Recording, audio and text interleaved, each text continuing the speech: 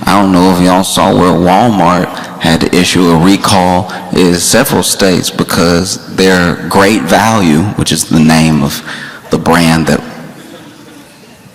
Walmart makes, their Great Value shrimp was found to have radioactive isotopes in it.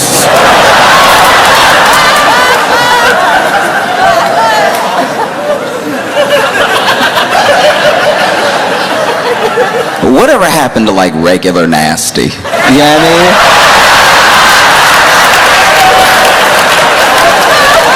Do you know what I mean? You ever had a chip before and been like, this chip a little stale? When we were growing up, the chips would be stale. The date will have expired. They didn't rotate the inventory. And so now you weren't looking either, so then you bought it home, you dipped it into the sauce, the knockoff sauce. And then you went to take a bite, and then nothing, the bite was not bitten. The chip was so strong, you just scraped back sauce straight into your mouth. Because the chip was powerful, the chip petrified, because it's been stale. And you're like, maybe that was a fluke, you know? All these chips in the bag, different ages, shapes, and sizes. So let me try another chip. And then, because you don't want to chip a tooth, you decide to break this one with your fingers. And you can't, because the entire bag is stale. Remember stale? I never thought I would miss regular stale. Now, food here in America is radioactive.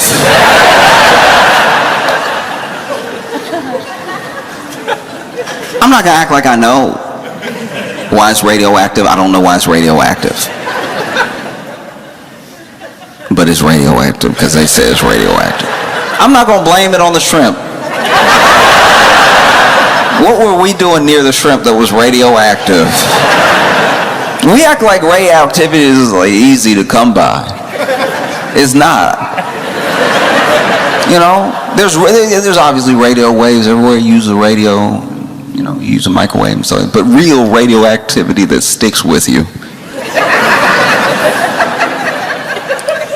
And that's the thing too, is that these suppliers, they supply all these different stores, and sometimes by the time it gets to you, it's just a different label that's put on it. But it's from the same place, and it's the same people doing the same stuff. And Walmart's, you know, brand is Great Value. And I'm not gonna lie to you, this may make me sound pretty bougie, but I don't really like the, store's brand. I don't know, I just don't believe them. Like, do you know what I mean? It's like, no, I don't think you do this well. It's like when you go to a diner and it's like got 96 pages on the menu, but it's not a Cheesecake Factory, so you're like, nah, only one establishment so far has been able to pull off this many pages.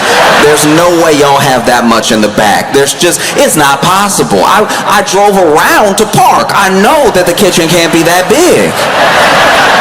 How you gonna have lobster and quesadillas and you got burgers and fries, but you also have tres leches, but then you also have pad thai? Like, at a certain point, y'all just making stuff up back there. Like,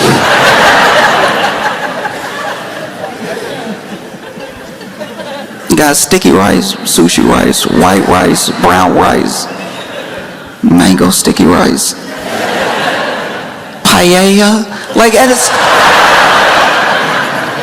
either the chef back there is the most talented individual that has ever lived. Either something is going on right now and we're all a part of someone's YouTube prank show, and Gordon Ramsay is back there just waiting for us to tear up our stomachs by ordering things that aren't even on the same page. When you go to a diner like that, by the way, stick to one page. Because whatever you get, I treat diner food and diner food with lots of variety, because you know when they go back there and you order the lobster pasta, they got one lobster. Like, they have to scratch out that thing on the menu. But I feel like if you stick to one page, it's a lot like sticking to one type of alcohol. If you go full breakfast with it, you're gonna get a regular amount of sick.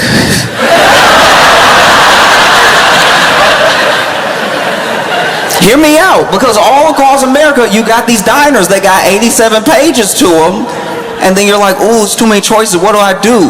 One thing. You find one lane and you drive down it. Do you understand me? I don't want to see you go French toast and pad see ew.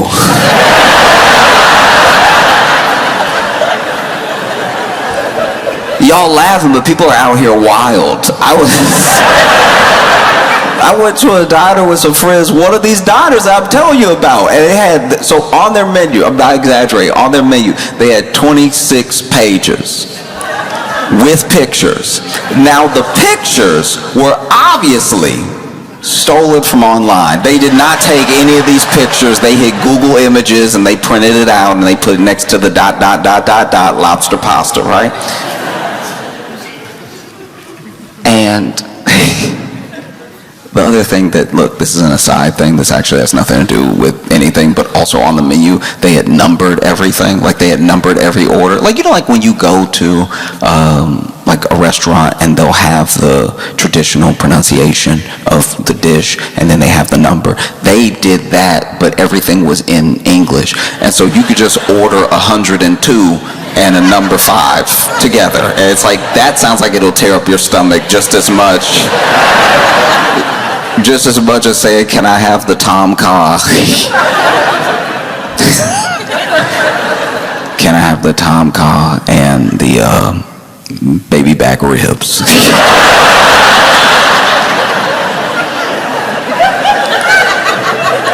But my friend was over here like, oh, it's too many choices. You can do so much. You could do barbecue. You could do Chinese. You could do, this is amazing. And I was like, no, it's the only thing open. Don't, this. And I warned him. I was like, you need to pick one. I'm telling you right now, you better pick one. Okay? One page, go right down that page, because I bet you they do that page very well. I bet you if you pick a lane in this diner right now and you're like, hey, the whole table, we're just gonna do Mexican food, we're gonna get some tacos, quesadillas, you already got the meat back there, just chop it up to, you know, I think it'll be fine. But if you start hitting them with the around the world special, which is what one of the pages was called, I think they're going to give you the food. I think you're going to enjoy it. I also think you're going to get an otherworldly type of sick. But no, he knew better. He didn't listen to me. This man got baby back ribs, spaghetti and meatballs, spaghetti and meatballs, and a matzo ball soup.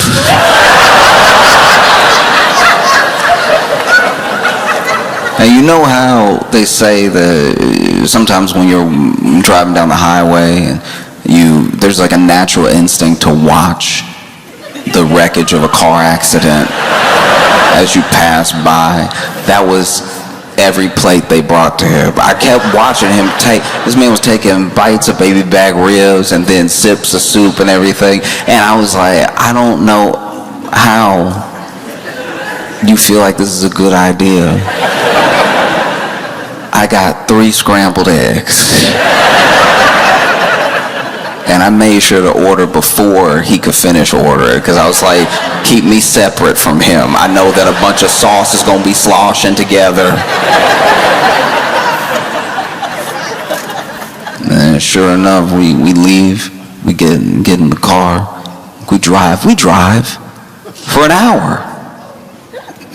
And then out of nowhere, we hear our friend, who's driving, go, ooh.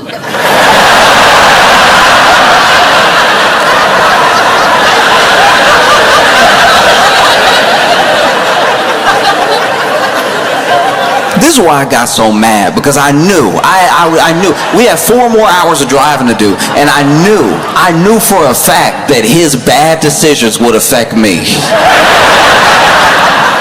I didn't know when, I didn't know exactly how, but I knew this would happen. So he goes, ooh. And it was low, it was quiet, it was to himself, but it did cut through the music.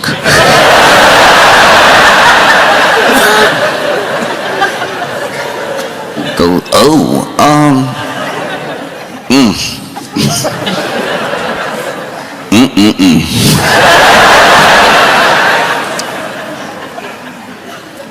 And so then, look, I try not to be that friend. I try not to be the I told you so person, but I go, what?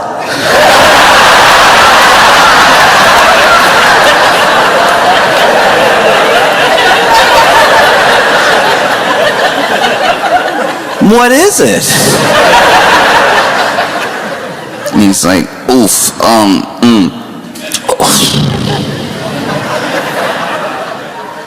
I knew he was in a bad way. He didn't want to answer me because he knew it was going to be an I told you so moment, because I did tell him so, and then I watched him eat for 42 minutes. I watched him eat stuff that I know had to be old. When do people get baby back ribs at this abandoned diner? I'm sure the cook in the back was like, what does he want?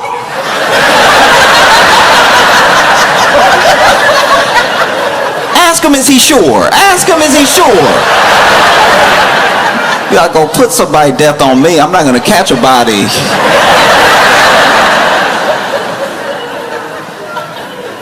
He's sitting there, ooh. And I'm like, what? And he doesn't want to answer me. But I knew he was hot. I knew this is how bad off he was. Any cuisine that you eat, anything that you eat, especially when you eat a lot of it, especially when it is good, when you got something authentic, or you just got something that was seasoned right, and you eat too much of it, it has a different impression on you. It always does. Different impression. You get some good barbecue, but you eat a little bit too much of it, you get those meat sweats. You don't even know what's happening. Meat sweats are the closest I think they're the closest it'll ever come to a hot flash, because they don't even know what's happening to their body. They're just like,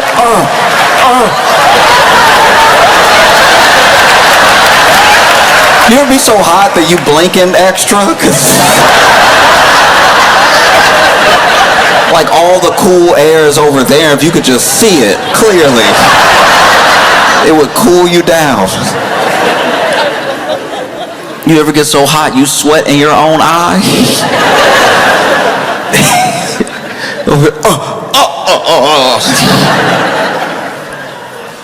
And then, there's other foods that just sit heavy. You eat too much of them and they let you know, hey, we'll never leave you.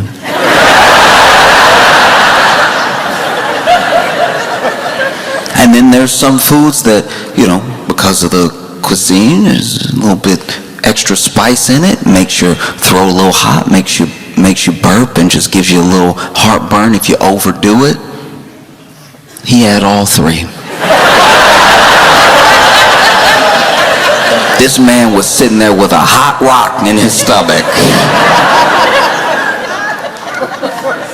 You know those stones they put on people when they do the massage or they warm it up? He had three of those in his stomach, just holding it. Ooh, and I could tell this man started breathing heavy and everything. And when he brought the window down, I knew he was in trouble. I turned to our friends in the back. I was like, hey, somebody else gonna need a drive soon. Over here sweating hard, blinking hard.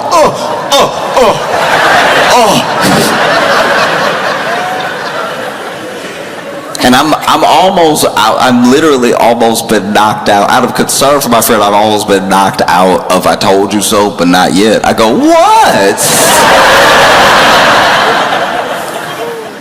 And he goes, I think I'm gonna wreck the car.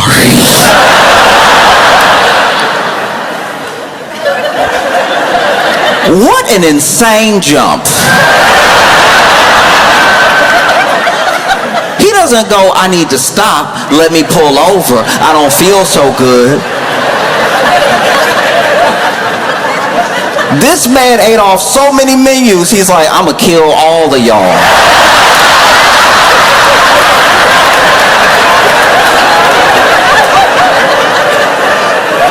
I'm gonna flip this car as hard as I can until it land right side up.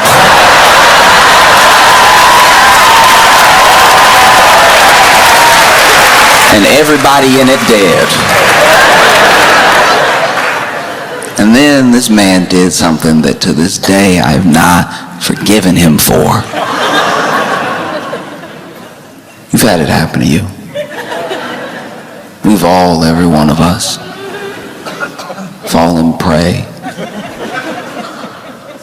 to an act that, while human, needs to be corrected. Corrected beyond measure. If violence were to break out after this action, I don't know if I could hold the party responsible.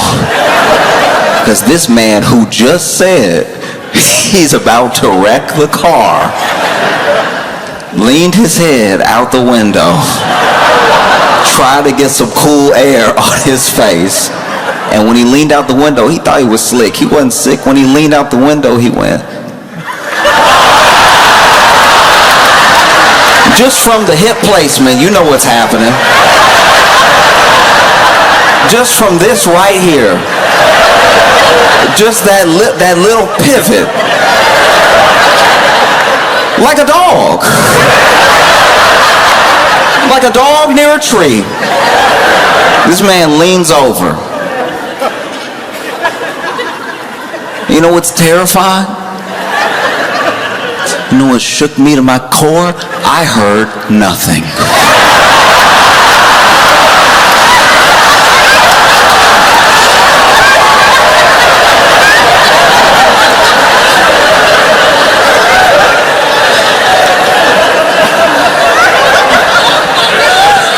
I didn't hear a sound. The next, genuinely, when I didn't hear anything, I thought I couldn't hear.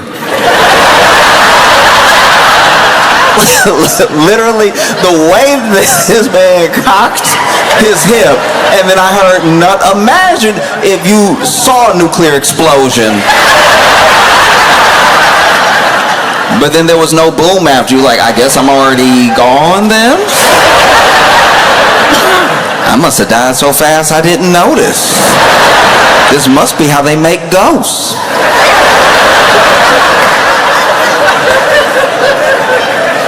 This man cocked his hip. I heard nothing. I heard nothing at all until I heard my friend in the back go, "Oh!"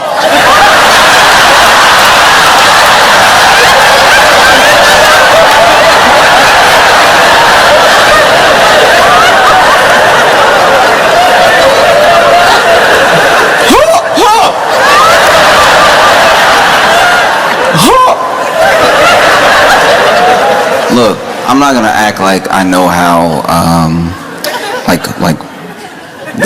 there's a difference in the air in the car because he's opened the window and the air conditioner was blowing. It was all blowing on him. He was very hot.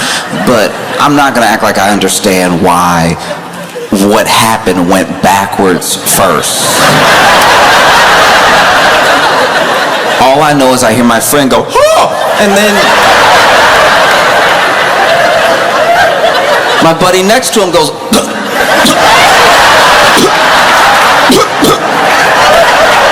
like when you begin to choke. You know, like, right before somebody need that Heimlich, before they're like,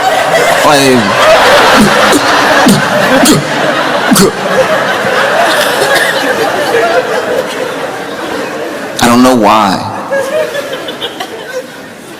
It went backwards first. All I know is that when it hit me, my first instinct was to scream.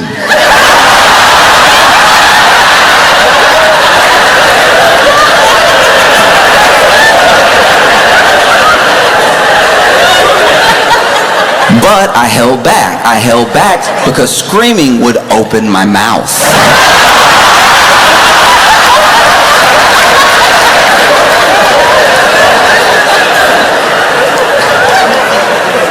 So I went,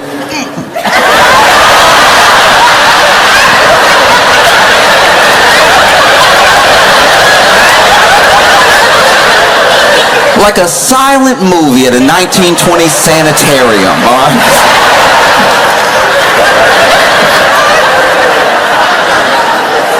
And I'm fighting to find the button for the window.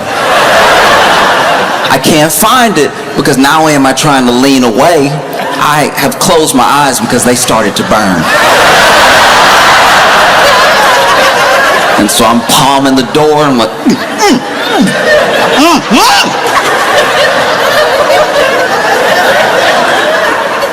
I palm the door and I don't find the button to lower the window, but I do bang my head against the glass like Night at the Roxbury.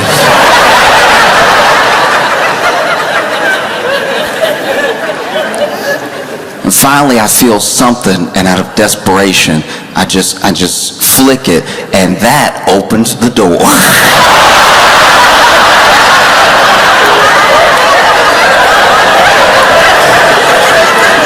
The door is open and I'm leaning out, holding the door like,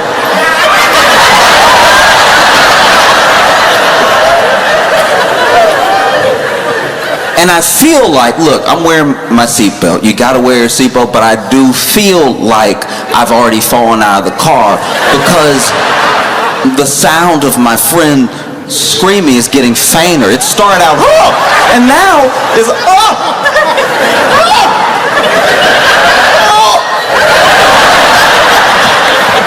We in the same car, why he getting further away?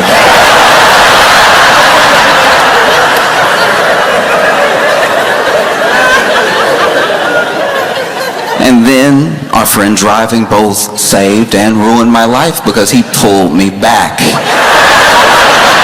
I slammed the door and now we're all just inside.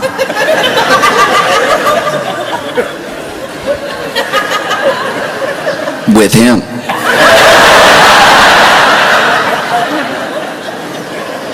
And I gotta be honest with you, genuinely, from the bottom of my heart, when he pulled me back in, I wished he had just flipped the car. I wish he had just wrecked the whole thing.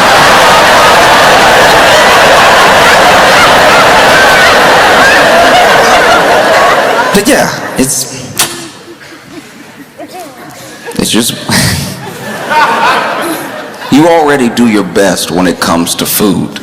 You already eat what you think is healthy, you already try. And so when you've got these programs that make sure that the food is good and you end up with great value, radioactive shrimp.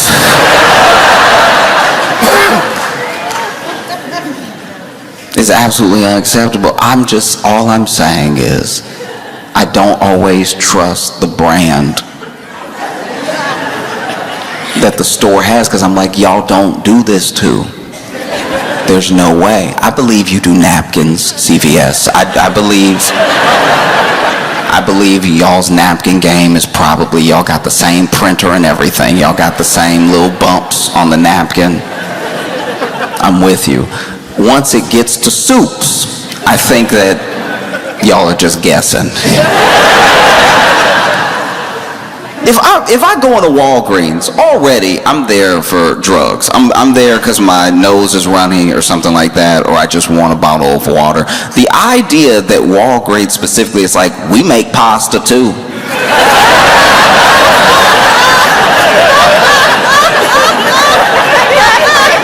Do you though? Like, it's just... That's always been unsettling, that like a place that's not, like this just me, maybe I'm being bougie, but I want my sauce to come from a place that's like, we make sauce. That's like our whole thing. We love, as Ragu, we love making sauce. We don't like anything solid around. So then when you go to a store and you see next to the Ragu is either your local store or this chain being like, we make sauce too, and it's just like that sauce. It's like, I know that it's cheaper, and I know I'm gonna buy it because it's cheaper, but I'm gonna think about how it's not ragu while I'm eating it. I used to work at a store that, this was an insane experience, but I worked at a store where we didn't know what would, like, we knew what we sold as a base, but then there would be deals that would come in, and I don't know who was doing these deals, like, out in the world, but then we get a whole shipment of stuff we had to try to sell until it was gone, hopefully. There's no way to run a business, but I remember there was one week we just got a whole shipment of fire extinguishers. And to be fair, a lot of people don't have a fire extinguisher, and a lot of people live in conditions where they should absolutely have a fire extinguisher. Sure, I'm with you there, right? But these fire extinguishers were the size of like a big gulp. You know what I mean? Like these were like mini fire extinguishers that I don't even think could put out a hot shower.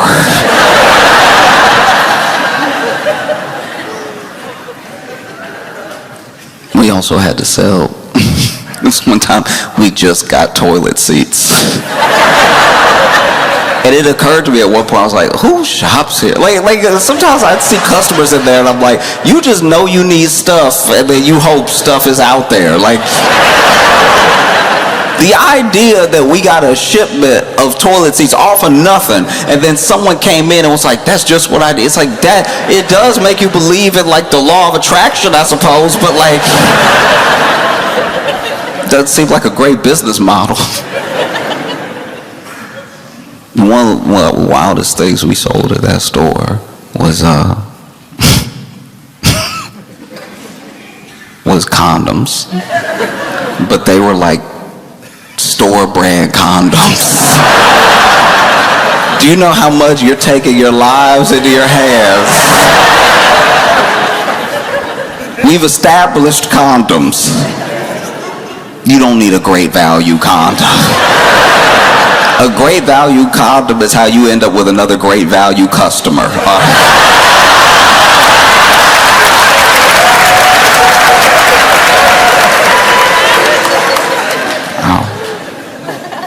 No, it's insane. And then when you have these radioactive shrimp, right? Talking about it like I'm familiar, but when you have radioactive shrimp, what the stores will do is they'll obviously pull everything off the shelf, and then they will go ahead and put up a note, usually on the cash register. That way they've already pulled their inventory, but if anybody bought some last week, yesterday, whatever, they could read that. It helps spread the word, you know. And then one precaution that a lot of places take is they will print out the SKU, which is like that universal number for the product, a picture of the product, and then a little paragraph explanation of what happened. And then sometimes, depending on the store, they will put that at the cashier's register so that people can read it while they're checking out. So that way, if they already bought the shrimp and took it home, they'll know to throw it away. Because the paragraph will say something to the effect of like, if you bought our product, you know, whatever, radioactive shrimp, and you have it at home right now, please throw it away, because we found that this product was not up to our quality standard. We apologize that it was ever on the shelf, and that it is radioactive.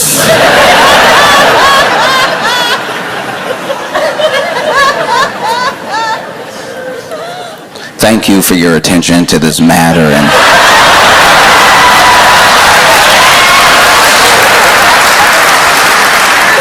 being a loyal customer. But that paragraph doesn't have the urgency that goes along with radioactive shrimp. Even the announcement, even the news didn't have the correct, it's radioactive shrimp. They didn't have the correct response for radioactive shrimp. To me, maybe I'm crazy. I need somebody to be walking up and down the aisle. The shrimp radioactive. Like, you need someone with some urgency. This printout is not doing it. And they know what they're doing because the toner, like the ink on the printer not even good. So you barely see the image, and then the letters are faded. So you're trying to read it, and it's like a whisper. It's like reading a whisper in real time where they're like, hey, something with the shrimp. It's radioactive. I said,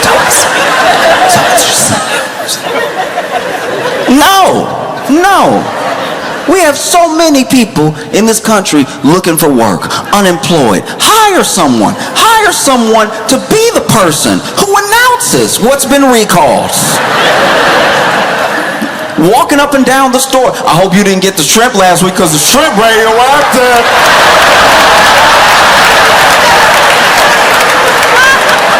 You can hear that shrimp. That shrimp go.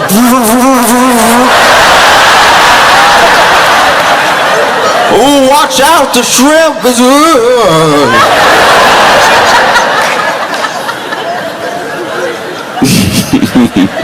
I had one. I ate one just to make sure one of my eyes turned blue.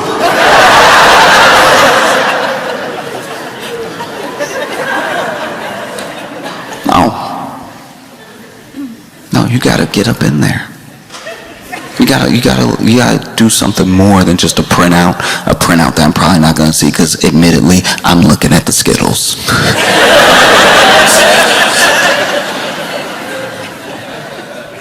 You need a person in there, walking up and down the aisle. You might even ask for an item that's been recalled because you didn't hear the news. Sometimes that happens with vegetables even. Sometimes the spinach or the romaine will get recalled just because of what they've been exposed to, and you need a person to be walking up and down the produce aisle like, sorry, we don't have the spinach. It had that E. coli. It has... What's the E for? He had E. coli all over him, so we had to send him back. Perhaps you'll enjoy some arugula.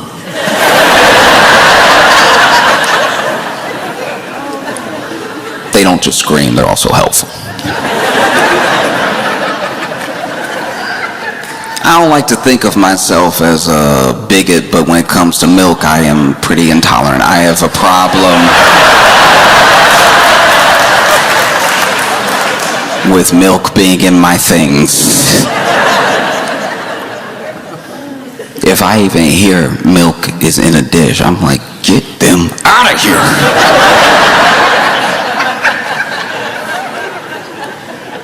Sometimes there'll be milk and stuff that milk isn't normally in, and that's when I sound bad. I'm like, they not even supposed to be here. They as in the cultures in the milk.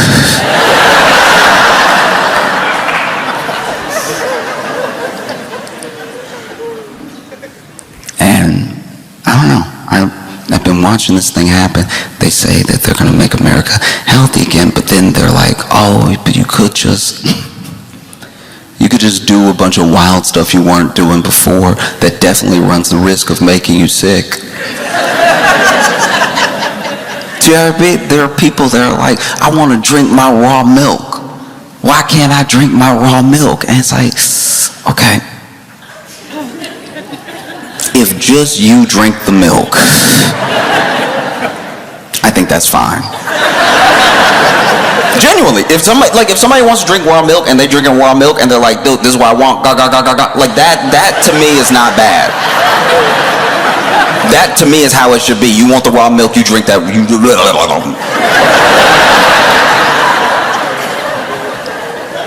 It's when we normalize the buying and selling of raw milk that we start to spread the power of raw milk to tear up your life. You think you lactose intolerant, get some of that raw milk in you. That raw milk will get in your stomach and be like, this is nice, yeah. Be like Van Halen in a hotel room, you know what I mean?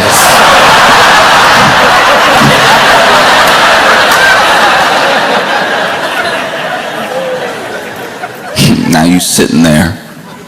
Everybody told you not to drink the raw milk. They told you couldn't handle it. You're like, I'm going to handle it. Natural is the best way. I'm going to have my raw milk. And then 30 minutes later, oh.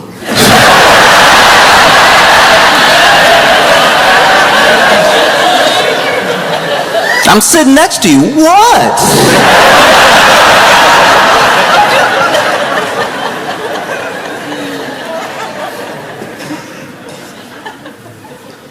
But truly, I think we don't put ourselves enough in the position of what it's like to take one of those products home that's been recalled, and maybe you don't watch the news, maybe you didn't get the notification on your phone, maybe you're trying to unplug because most news is pretty bad and the notifications on your phone keep you on your phone, which is not a happy place because of how you use your phone and how the systems on your phone affect you, how the platforms, whether it's social or it's just the way that you lose attention to anything that you're doing for the phone. And so you try to disconnect, and then you go to Walmart again and you don't happen to see the printed out paper that is very, very faint.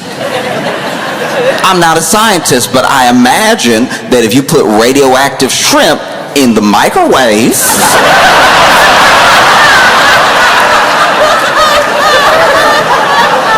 you about to turn your kitchen into a science experiment. You over there cooking the shrimp in the microwave, just looking at the door. Anytime, I don't know what it is about us, but and then maybe I'm the only one that's experienced this, but I've known 3 different microwaves to catch on fire. And in all 3 scenarios, the person who owned that microwave, who was making something, was looking through the door like,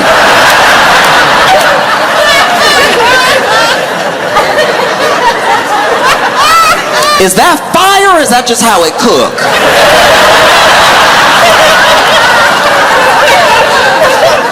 Yes, all 3 were dudes, yes. And so, in that case, all 3 dudes were like, I don't know, you know, when you pop popcorn, the bag get big, I don't know.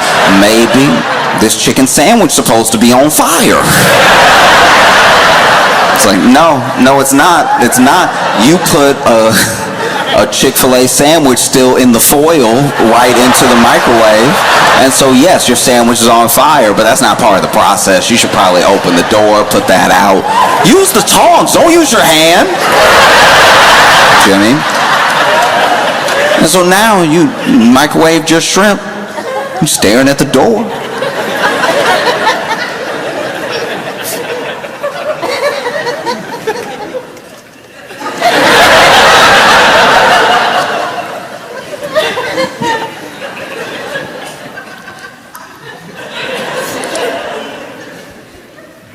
Why are they floating?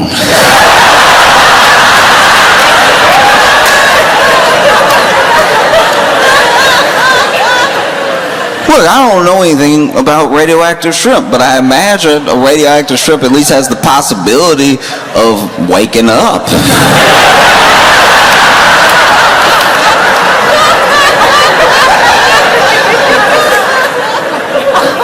Imagine, you're a shrimp. You go on about your business, minding your own business, and then you get caught by some people from above. And somewhere along the line in your life, while you were down there in the water, or after you've been caught, you came across some radioactive material, not a usual part of the process. And then you end up at a facility where they bag you up with your brethren. They put great value on the bag. They send it to a local Walmart, and then you lay there in the bag.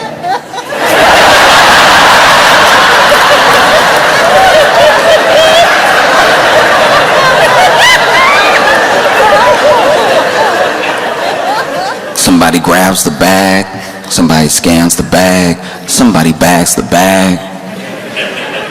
They take you home. They open the bag into a bowl. they wash you off real quick like that's gonna do something. Everything wrong with you is on the inside.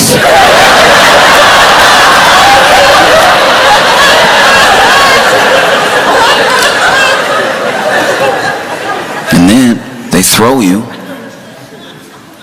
in the microwave because they can't cook.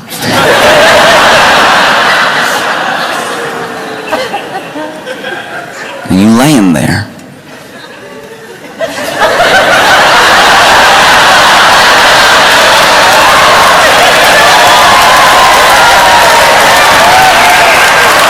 And then someone hits 3 minutes, which is too long. And you feel yourself.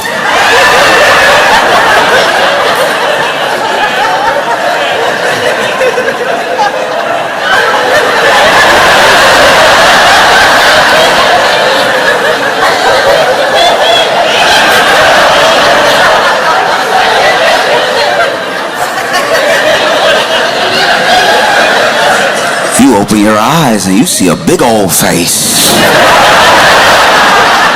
A big old face going.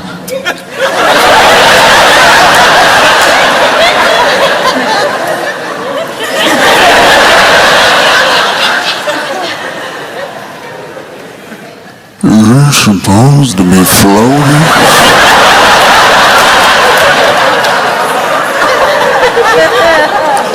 You can't really make it out. You don't speak English or shrimp, but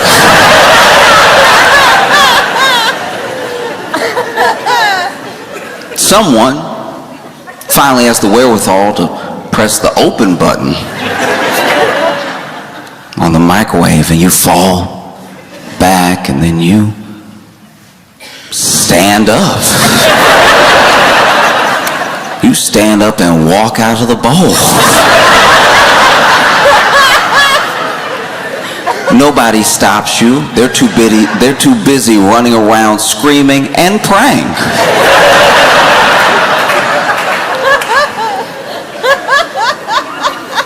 But something's happening. Something you've never experienced before. You're just used to swimming and crawling. But now something's happening. You have an awareness of yourself. You don't know how, you don't know why, but then you start to, out of nowhere, have the word for it. What's the word for it? You've never had this before. What's the word for it? But you start to have these thoughts. You're out here really thinking.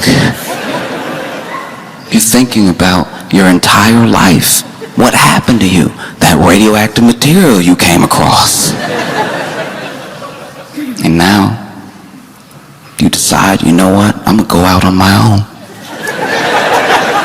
I'm gonna head for the door. And these great value customers are more than willing to let you leave.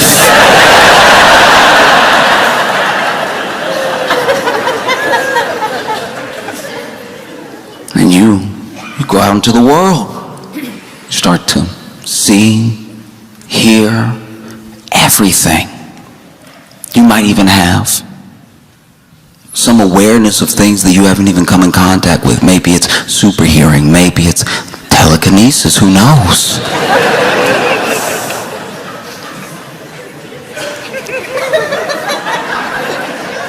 And you come across a newspaper.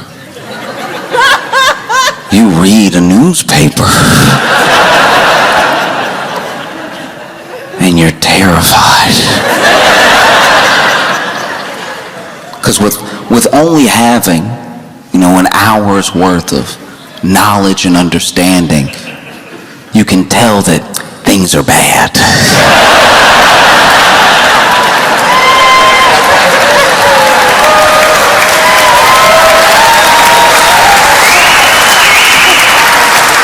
Things are not ideal in the world.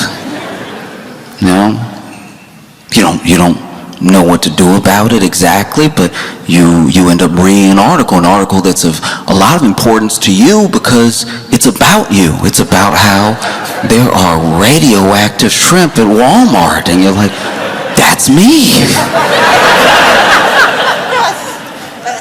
Dan, what should we do about this? I know what I'll do. I'll go to Washington. Because this little bit of life that I've been given, it's important that I use it for a purpose. It's important that I do something with it. The whole purpose of life is to not just be a witness, but be a connection to another life. And so I want to connect to all these lives I'm coming in contact with. You know, I got to dodge a lot of feet to get there, but it's okay. And so you go to Washington and you decide to go to what you potentially feel is the source of the problem. People have been loosening regulations. People have been lobbying the Food and Drug Administration. They've been gutting the EPA. They've been gutting every safeguard that the people have to be able to eat food that's not radioactive. And so, for whatever reason, you decide you're on the side of the people, and so you go to a house, one specific house, and you crawl into a bowl, one singular bowl, and you let yourself be eaten by the head of Health and Human Services.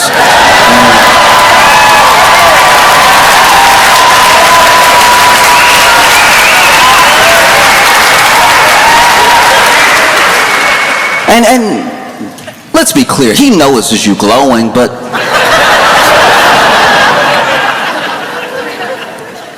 and it was a sacrifice that you made, and it's a sacrifice that was very gross. There was a lot of roadkill on the plate. Then you climbed onto a bed of rice in the bowl, and then, you get slurped down, and now you're down there in RFK Jr.'s stomach. And you're surrounded by something. You don't know what it is, but after a while, because of all of this knowledge you've absorbed over your short lifetime, you realize, raw milk.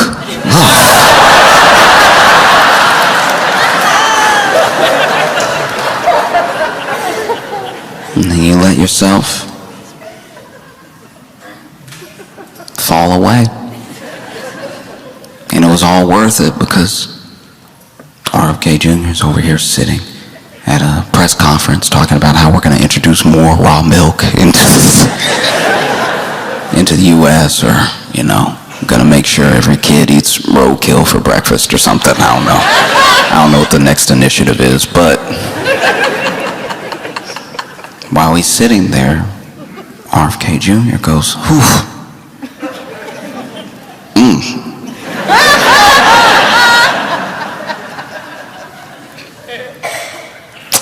My stomach hurts. It was the best you could do.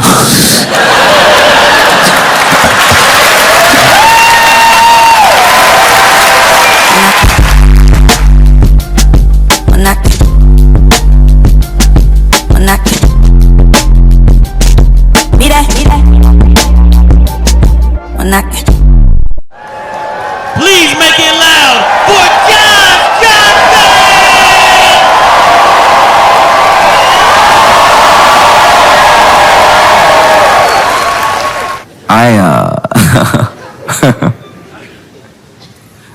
I've struggled with an idea for a while, and it's how everybody.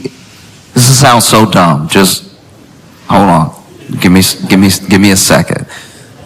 But it is crazy that everybody is a person.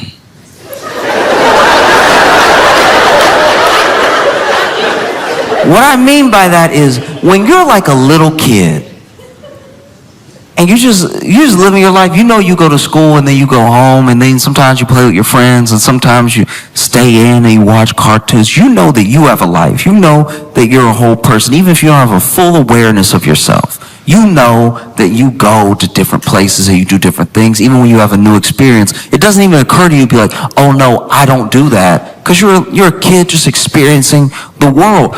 But there are boxes that we put people in, I think it's completely unintentional.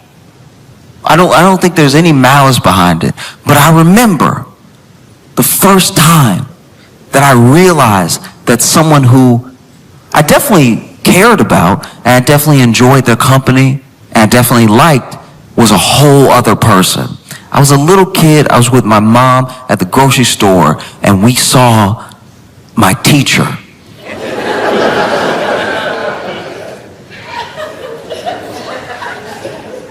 And I was shocked. I was shocked. I was like, I said it out loud. I said it to her. Why aren't you at school?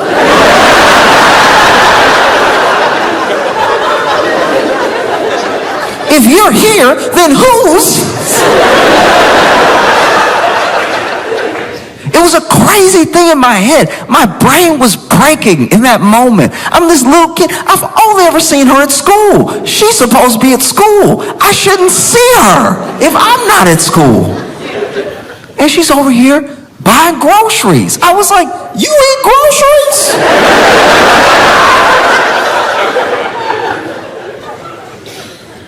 This is wild. And then she was over here having a conversation with my mom. They both ignored me asking why she wasn't at school. I still had questions. And then she, said she'd see us on Monday and walked away. And in my head, I was like, Monday?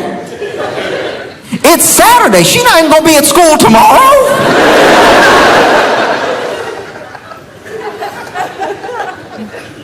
Blew my mind that one of my favorite teachers had like a house. And like, I'd always heard about her husband, but I thought that's just something teachers say to like pass the time and stuff. She had a whole life.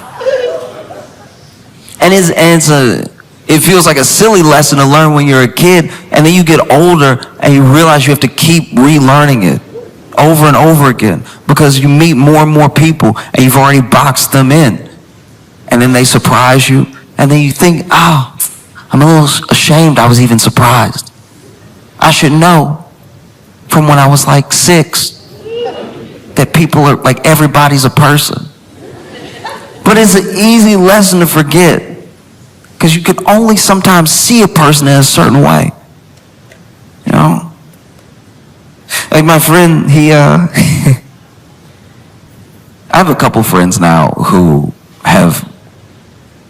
they've got drunk with their parents, and it's a boundary that some people never break with their parents. Sometimes their parents are like, oh, I'm gonna have a couple drinks, but I'm not gonna be drunk in front of my son, you know what I mean? And then there are people who will always have that thing like, oh, I don't want to be drunk in front of my parent, you know what I mean? It's like weird. I feel like I'd be in trouble. It's like, well, you're 42. Yeah, but still.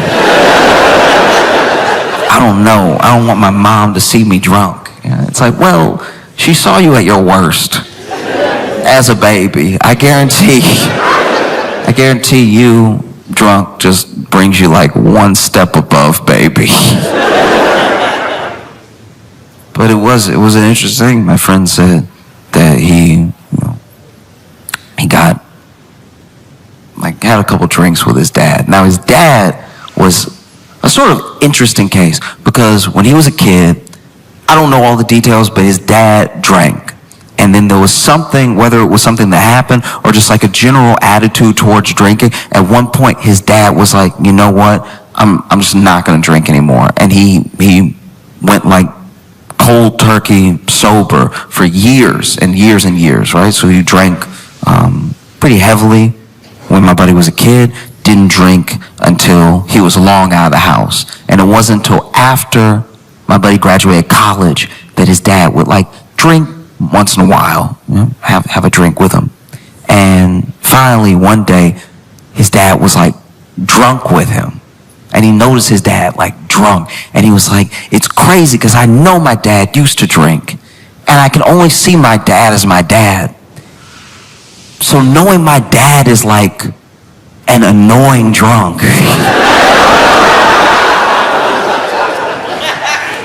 I don't know. I guess I forgot he could be a whole person. Like, because his dad had this weird, like, rivalry with him when he was drunk.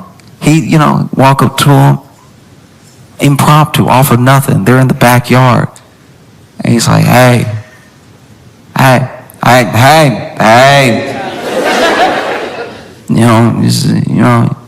looking good, young man, looking strong, looking tough. I mean, you looking real strong. What? You think you're stronger than me? What? I mean, no. Do you think you're stronger than me? We should race. You want to race? And he knows that a foot race with his dad sober wouldn't even be a contest. So he's like, nah, Dad, I'm good. He's like, no, come on. If you're scared, say so. If you're scared, say so. If you're scared, the old man still got it. If you're scared, say so.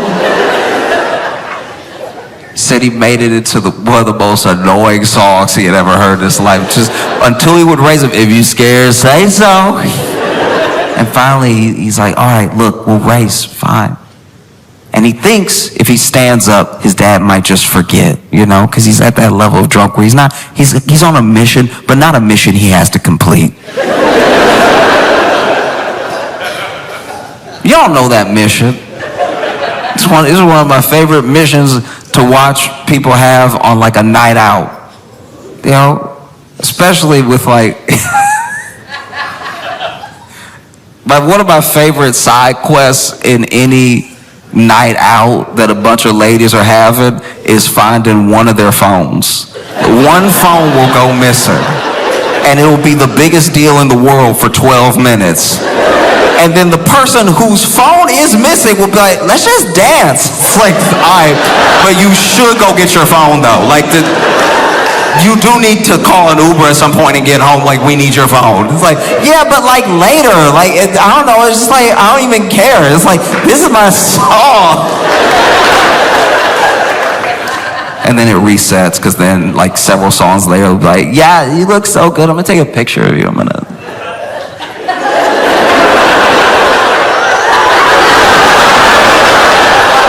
Oh my God, everybody stop. Not their friends, everybody in the club stop. Everybody stop. And so this dude stands up thinking like his dad's about to be over it anyway. And he's like, Dad, I really don't want to, we're having a good time. Let's just chill out. And his dad goes, no, race me.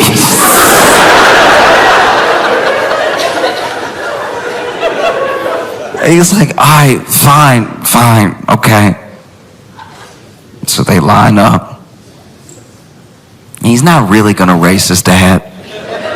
He's gonna walk and let his dad win so he can feel good about being annoying for 15 minutes. But his dad stands up and he's ready.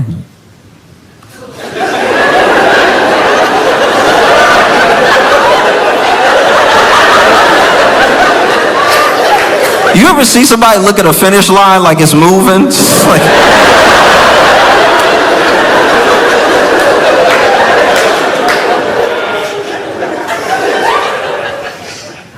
And then he said, all right, you ready? And they had already decided that his mom would say when to go. And so she said, go. And my buddy didn't even go. His dad took 3 steps and crashed into the patio table.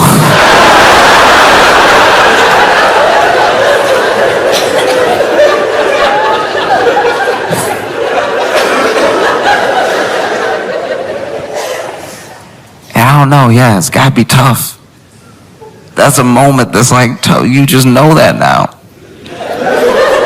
You've known your dad your whole life, and then now you're like, oh yeah, but after the 5th Jameson, he will.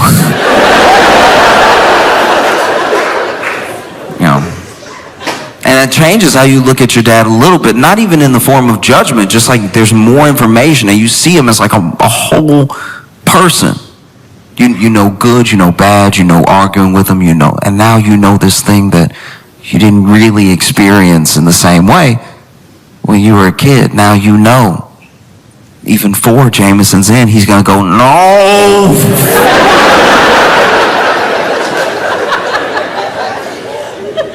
Oh.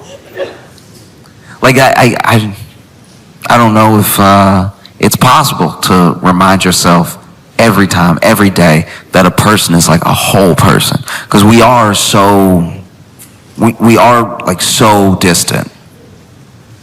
Person to person. Like when you meet someone that you've maybe heard about, you can only go off your impression. That impression is colored by whoever told you about this person. And it's hard to remember. I try to remind myself all the time that, like, look, we're meeting this person. Nothing nice has been said. But I'm sure they have a dog. I don't know. Like some redeeming quality. You try to approach it like that. And, you know, I fail at it a lot. You know, sometimes I let, whether it's gossip or just like a preconceived notion, take over. And then you end up being friends with this person. And you feel even worse because you're like, ooh, I judged you so harshly when we met. You know, some of my best friends, when I met them, hated their guts. I hated because I was just like, oh, just look at his face. One of my best friends from college, when we met, us meeting was me asking him for a pencil. And him going, what? And so I just turned back around. I was like, all right, jerk. Turns out he just didn't hear me.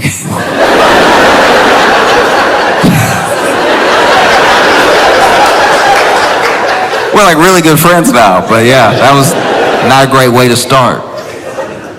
One of my best friends, we had that same thing. So he's a big dude.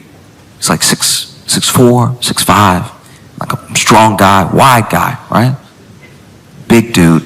And we were both friends with a different guy. This is freshman year of college. And we had both done things in front of each other that made us go like, I don't know if I like that guy. Like, I like our mutual friend, but I don't know if I like him. And then we kept being in scenarios where maybe we were waiting for our mutual friend, so we were left alone with each other. And in my head, maybe it's because of where I come from, and maybe it's because I've never been the biggest guy in the room, but this is a big old dude, and he doesn't seem like he liked me. So in my head, I was like, I just gotta act crazy. Like, if I'm crazy, that'll keep at bay his size. Because even a big man doesn't want to get bit. You know what I mean? I don't care how big or strong you are. Once everybody saw what Mike Tyson did to Evander Holyfield, they were like, oh, yeah, crazy wins. Crazy will always win. I like my whole ear where it is. And then he noticed me being crazy. And so he was like, all right, I'm gonna have to flex how big I am. There was one time where we were waiting on our mutual friend because, forgot to mention earlier, our mutual friend was his roommate. So I had to be in their room a bunch before we actually got along. And I don't know, I saw him like eyeing me, and this is a college dorm room. So there's not a lot of space. So I'm like, this big guy's eyeing me. We're both waiting for our friend. So then I didn't know what to do. So I just started singing lyrics to Kanye West's 808 on Heartbreak. No music. Impromptu. And lyrics I chose were, when I grab your neck, I touch your soul. I just sang it to the wall. But but loud enough for him to hear me. And I would later find out that when I did that, he was like, all right, that's one of the craziest things I've ever seen. In my entire life, I was trying to mug this dude into submission, but now he insane to the wall, not even facing anything. I don't know what he talking about. Why did he sing it too? That's crazy. That's crazy as hell. It's so much crazier to sing than it is to scream. Like when if you come across somebody on the street and they scream it, you're like, all right, that's regular. If they are singing lyrics you don't know exist yet, because the album had just come out, if they're singing lyrics you don't know exist yet, get away. And so he was like, I gotta do something. I've got to do something. And the thing that he decided to do was we both got a text from our mutual friend that it would be quicker for us to meet him where he was than wait for him to come back and us head out together. And so we decided to head out together. And while I'm in the hallway, it's a long hallway from the door room to the end of the suite, and when I'm in the hallway I go, ah, and he says, what? And I'm like, I think a mosquito bit me. And I was being completely sincere in this moment. I started itching. I was like, what? And he's like, what happened? I think a mosquito bit me. And then he stands extra tall, every bit of 6'5", lets his eyes dart around the hallway and goes, you hurt my friend! And then he punched the wall as hard as he could.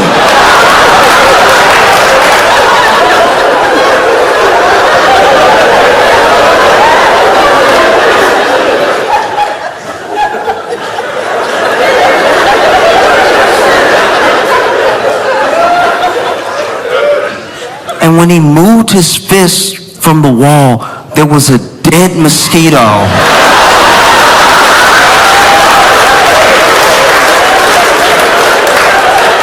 And I was like, oh Lord, he big and crazy.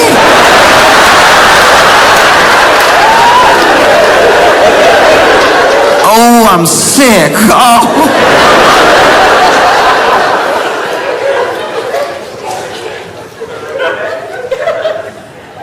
And then we became best friends.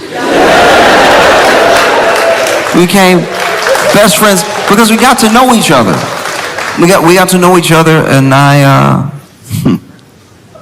got to know him as a whole person. I had to know how cool he was, how sincere he is, that he would do anything for his friends, including that mosquito thing. And he got to know me, and he still liked me. So we became best friends because I got to see like the whole person, you know? And then finally one day I told him about it. I was like, hey, you know, freshman year, because when we were juniors, we became roommates. And I told him, like, hey, I just want to get something off my chest. Freshman year, when I was in the room with you and I just started singing, I was just trying to be crazy because I thought like you were real big and like, I don't know, I had been bullied a lot, so I was trying to like keep you at bay. And he was like, oh, that's so good to know. Which means in the time that we had become friends, he still thought like, no, that's what he does though. Like that's who he is as a person. I was like, that's so good to know, because honestly, I was wondering what I'd have to do. I thought you were genuinely crazy. And that's why I punched that wall.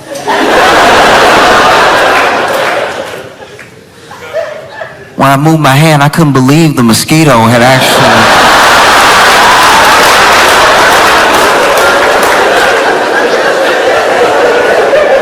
Wild stuff.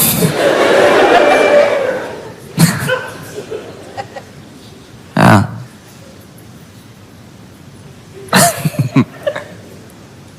Yeah.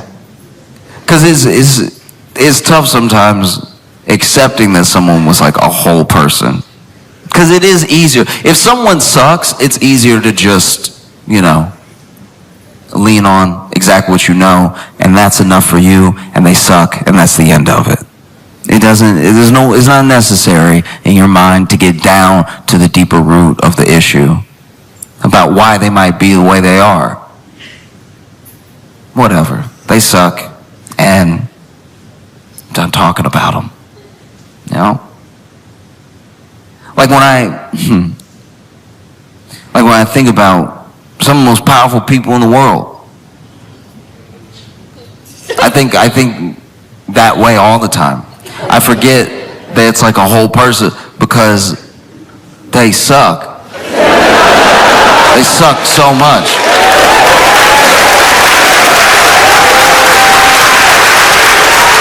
Like, I do my best to not be closed-minded about people, but the more I learn, the worse it gets. And no person is just one thing. Even monsters. Some monsters that get true crime documentaries made about them. They'll interview the kids. And sometimes the kids will be like, yeah, actually he was like a super present father and everything. Like, it was kind of crazy. I know he killed all those people, but he came to all my soccer games. Like, it's a lot to process. Well, like, I don't know what makes a person. I'm not a psychologist. I don't know what makes a person the way that they are. I just have guesses. Sometimes my guesses are good, and I get to have a conversation with the person and see that I was kind of close. And then sometimes my guesses are totally off base because I don't have their mind. I can't act like I know why someone is the way that they are. I know for certain because of the people that I've been around. I know that sometimes when you grow up with real money, real privilege, it can be very difficult unless you are like delusional enough to accept the position you're in as anything more than like the randomness of who is born to who. It's very difficult to feel like you've made or earned anything yourself. If you are just born into billions, you see that's one of the reasons these people have to like make their mark on the world to prove that they're not just like some accident. Because within those families sometimes, and like, look, I'm not acting like I know billionaires. I know millionaires. And it's a little similar, but at the same time, there are some millionaires that are barely millionaires, so they still acting like they're middle class, even though they're millionaires. It's actually pretty sad. And then there are people that are like multimillionaires, and I don't even really know that many multimillionaires, but I know those people have at least accepted their position as people with like wealth and privilege, right? I don't know any billionaires. But I do know the people that I am friends with that work with like truly insane net worth individuals have said things like, at a certain amount of money, it's not even money anymore. It's just you moving your will throughout the world. And that is how people with that much money think. And so if you are like a child born into this thing, especially if you don't take to it the way that we imagine people will take to it, because remember, a person is a whole person, but a lot of people will have a kid and have an idea of a child before the child is ever there. And then that idea of a child is exactly what this whole person has to be, or else they're a disappointment, or else they're a failure, right?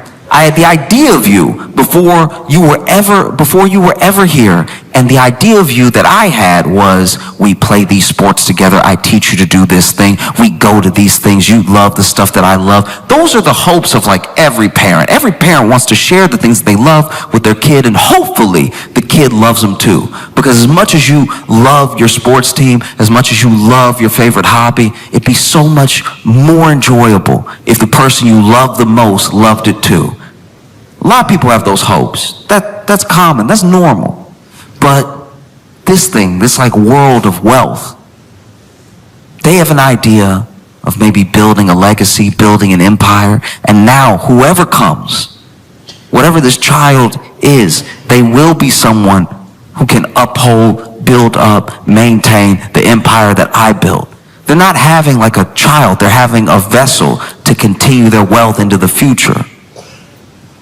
And that's got to be difficult to grow up in, because yes, you have all this money, you have all this privilege, you have access to all these different things, but there's a person looking at you like you don't even deserve to be here. And then there's everybody else that if you tried to tell them how it felt, they'd be like, oh, I'm sorry I couldn't hear you through all that money. You know, cry me a river. You ever felt a penny before? And so you see people really trying to exercise out all of this trauma in a way where they still move their will throughout the world. So then we become the collateral damage of them trying to exercise demons, because they have the access to change the world the way that they see fit. And that leaves us in a very dangerous position.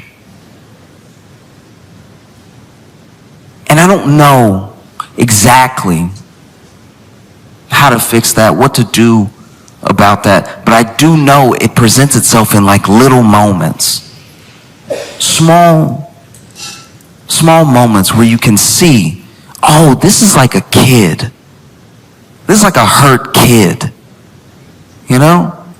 Most powerful man in the world, incredibly rich, billionaire, but this is a kid. This is a scared kid, this is a hurt kid, this is an angry kid.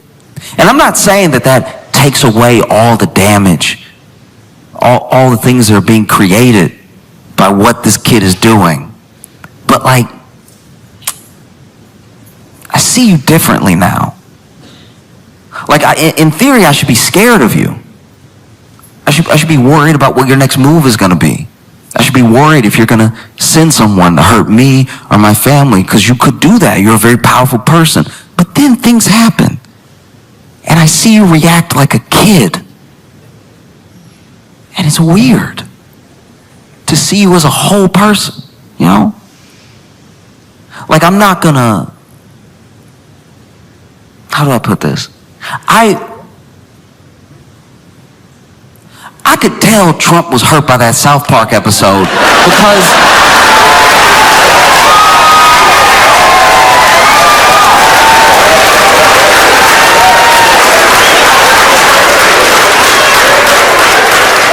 because the White House released a statement.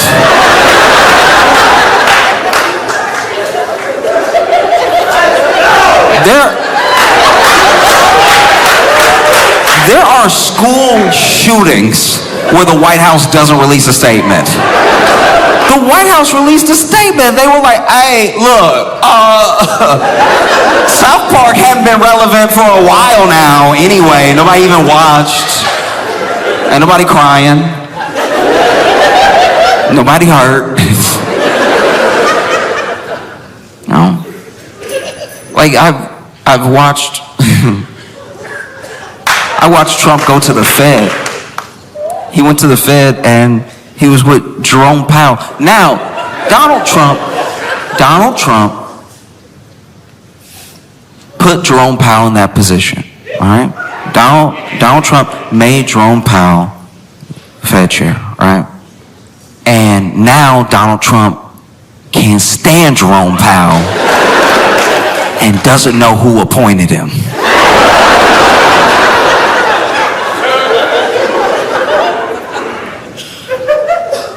And so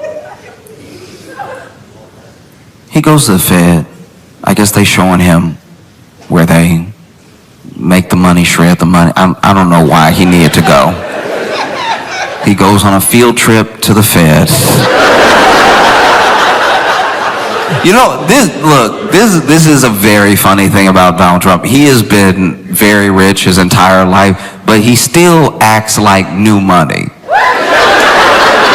I have expected Trump to see the money being printed in front of him and go,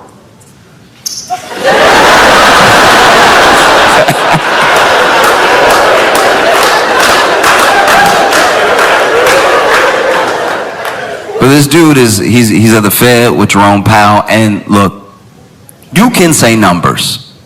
You can say numbers in whatever order you want. No, you can say numbers and he can say more numbers. You can say numbers, that's your right to say numbers however you see fit. Whatever numbers you like, you can say them in 4, 3, 3, 4. You can do whatever you want. Numbers are there for you to play with. Numbers serve at your pleasure, right? Say whatever numbers you want in whatever order you want, whenever you want. That will not make it math.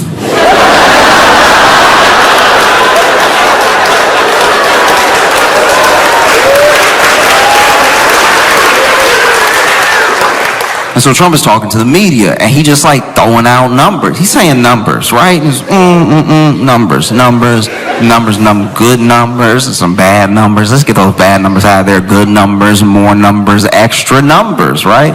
And quickly, almost immediately, Jerome Powell is standing off to the side, and he goes,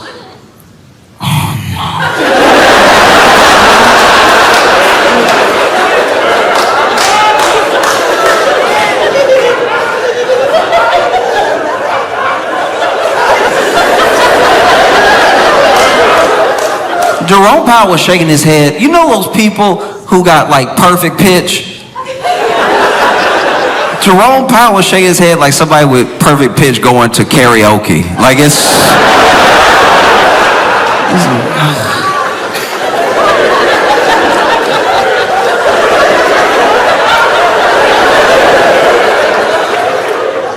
and look, this is not something that happens often. No, Trump's used to talking, and when he talks, people either nod or they stay quiet. And we saw this in spectacular fashion in like 2020.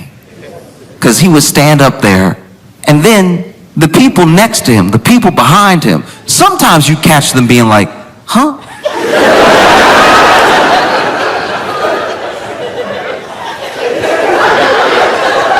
Like they were still trying to process what he said. But then he would just be talking. And sometimes he'd even turn to them, look for some confirmation. What do you think about that? And then they would be like, we'll have to check. I've never had the taste of bleach in my mouth, but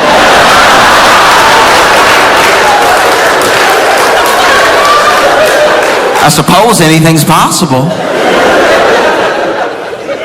These experts, these doctors, these people, they weren't doing the thing that they should have been doing, which was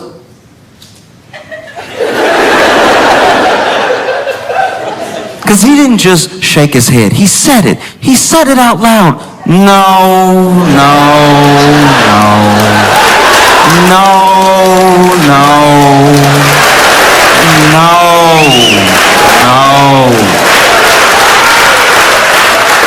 Maybe we wouldn't be in this position if more people, and I'm not even talking about politicians right now, I mean more people who have to deal with government had the courage to say, no, that's not how medicine works, no, that's not science, no, that's not English, no. A simple no is powerful. No? And so sure enough, Trump hates Jerome Powell. Trump hates Jerome. Oh, he hates Jerome. Oh. Trump hates Jerome. Trump hates Jerome. Like, let Jerome.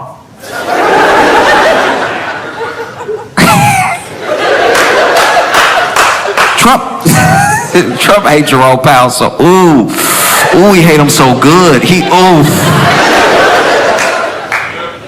Trump hates Jerome Powell so much. He did something he never does. He did something we haven't seen him do.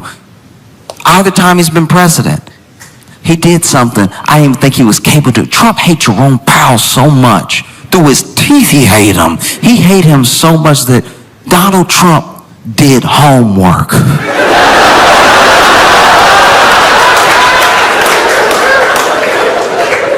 Because he was saying the numbers, and he was saying the numbers, and he was saying the numbers, he was saying the numbers. And then Jerome Powell went, no.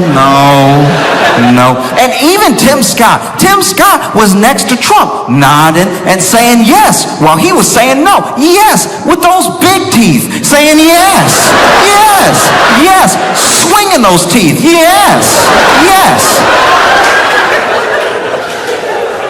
But Donald Trump heard Jerome Powell's no, and it was almost like he had practiced this. He was ready. He hates Jerome Powell so much. He hates he hates him. And so he goes, huh? What? No. Oh, well, I have the paper right here. And then Donald Trump pulled out a piece of paper and handed it to Jerome Powell like it was checkmate. I had never seen this man prepared in his life. Usually, when Trump has a chart or a piece of paper, it's because he already has a point he's trying to make, and he's just using that to illustrate. Trump has never had a Trump card.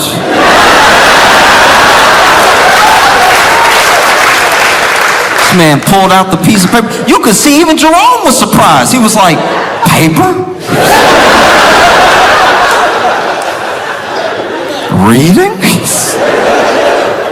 You saw Jerome had to break out the glasses for it. He was like, oh.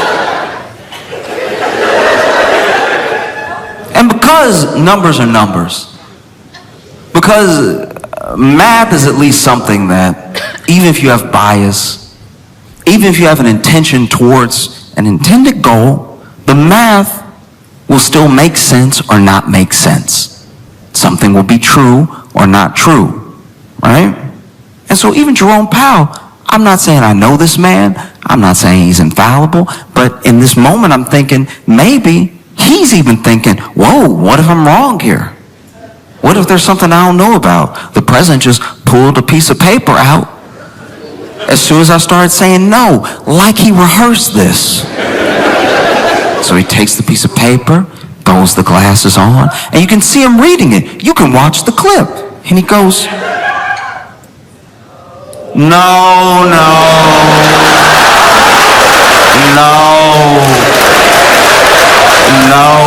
this old, no.